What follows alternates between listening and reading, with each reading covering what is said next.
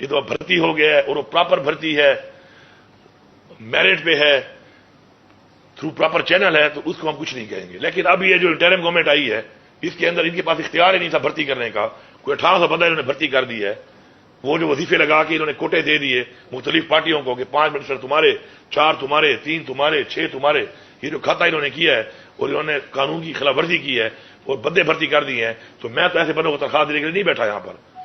میں کیوں ایک غیر قانونی کام کو سپورٹ کروں؟ اس پہ اگر لوگ پریشر دیں گے تو جائیں ان کے پاس جنہوں نے غیر قانونی کام کیا ہے، میرا تو کام ہی اس سے نہیں ہے، تو میں نکالوں گا ان کو، اس کے لیے میں تیار ہوں کہ میرے خلاف کوئی پروٹیسٹ کرتا ہے ایک دفعہ نہیں 100 دفعہ کرے، یہ عوام کے ٹیکس کا پیسہ ہے، میں اس کا اس وقت عمران خان کا لگایا ہوا، اللہ اور اللہ کی طرف سے لگایا ہوا ایک امین ہوں،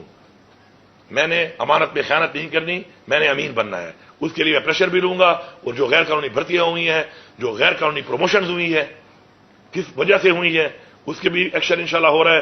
سارا ڈیٹا ہم کلیکٹ کر رہے ہیں، اور اس کے بعد جو غیر قانونی بھرتیوں کا جو پروسیس ہے یا کوئی غیر ضروری بھرتیوں کا پروسیس ہے وہ انشاءاللہ نہیں